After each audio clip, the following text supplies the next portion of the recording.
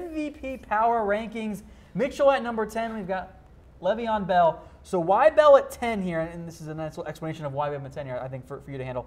Why at 10 after a rough week 1? Because I think what I did here is I combined the week 1 and what I expected for the entire season. I called week 1 overreaction Monday because everybody after Sunday kind of freaks out over their players, maybe not producing. But LeSean Bell, I still think from a talent standpoint, is up there as the most dynamic running back in the league and on a dynamic offense. And I think he's going to get plenty of work, plenty of receptions, and anytime a guy averages 157 total yards from scrimmage in a year, you know how special he is. Very special. And at number 9 is another Pittsburgh Steeler, one Ben Roethlisberger, much better than Bell in week 1. Much better, yeah, and it's good to see Ben perform on the road, and now I'm interested to see how he performs at home, where he's always been much better. And this was the first game that we saw with the Steelers with LeSean Bell, Martavis Bryant, Big Ben, and Antonio Brown all on the field at the same time. And when those guys have been on the field, Ben's been great, and I want to see what Ben does this week. At number 8 is Ezekiel Elliott. Now, he was not on our original power rankings because of the question marks around his suspension. Now we feel pretty confident he's going to play all year. He had a solid week 1 against the Giants, 104 yards on the ground, 37 through the air. This seems like this is about where Zeke's going to rank for much of the season, I think, given the way NFL teams and the MVP voting skews towards QBs. Yeah, no, I mean, we definitely see. I mean, I don't want to give away the rest of my picks here, but we see all the time quarterbacks ranked up a little bit higher. But Ezekiel Elliott on America's team, that's a big market team in the NFC East. And anytime you see a guy getting the amount of work that Zeke does and all the other news and everything going on around him, I think he deserves to be in this list. At number 7, this is very much perhaps one of the most important players to their team, LeSean McCoy, who truly is the Bills' offense. No, the Buffalo McCoys, I've said it before, he keeps getting the rock, and he is their entire offense, and he will continue to be their entire offense. It's just he needs to stay healthy. From a talent standpoint, though, he's definitely up there, and I'm interested to see what he does this week. I'm curious to see how long he'll stay in our top 10 because, as we know, fair or not, MVP is so heavily built around winning. Yep. Bills might not win a whole lot this year. No, they definitely. But they won week 1. Hey, they're leading the AFC East, as we all predicted. One player that I don't think any of us expected to be on here after the first week, and we'll see how long he lasts, is Alex Smith. Yeah. But we kind of had to.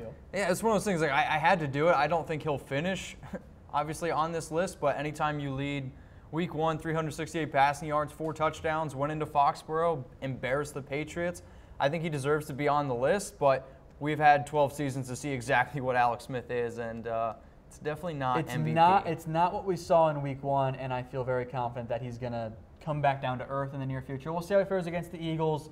Maybe he stays on here for a week or 2, but yeah, I would be very, very surprised if we come here week 15, week 14, week 16, whatever, and Alex Smith is still around the top 5. Correct. No, totally correct. Pleasantly surprised, but surprised.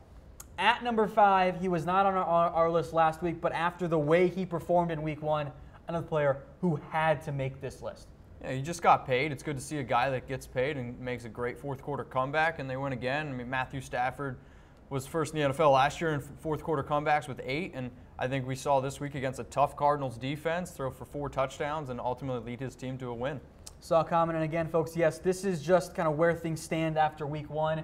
It is a little bit of a hybrid with some, we think this guy's still going to be good. He makes the list, but this is very much partially based after week 1. Yep, week 1 and a hybrid of my early MVP predictions. And we'll head now to number 4 on our list. I saw some comments in here about the Raiders. Derek Carr checks in at number 4. A solid week 1.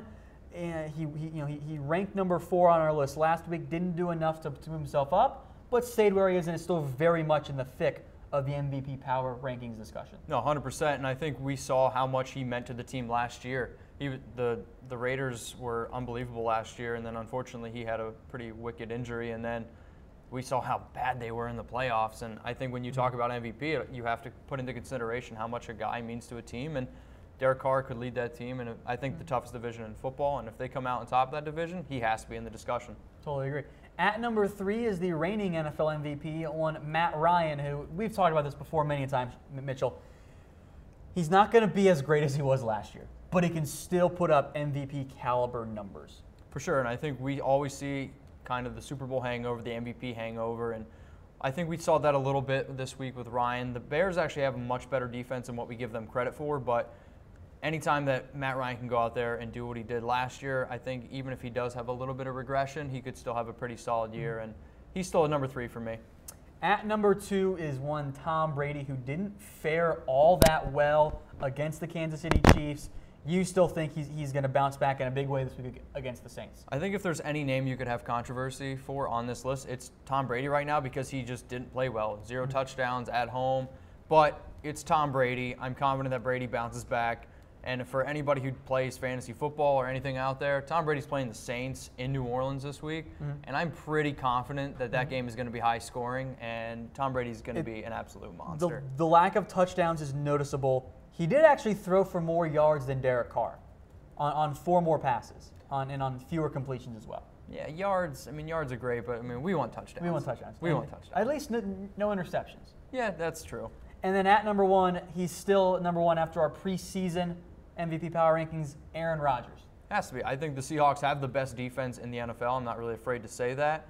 And I think Aaron Rodgers didn't really play well. He did throw a pick 6, but anytime you go up against a Seahawks defense that is elite as they are, I mean, they have 8 of their 11 starters were Pro Bowlers at one time, and Aaron Rodgers is the most important player to his team in the NFL. I think you put Aaron Rodgers on any team in the NFL, and they're going to be Super Bowl contenders, and he's just, you could argue he's the most athletically gifted quarterback of all time. That's why he's number 1 on my list. I see some great comments. We'll get to that. We have a reaction poll as well. We'll quickly take you guys through the top 10 one more time for any of you just joining us, or if you want to see them all again.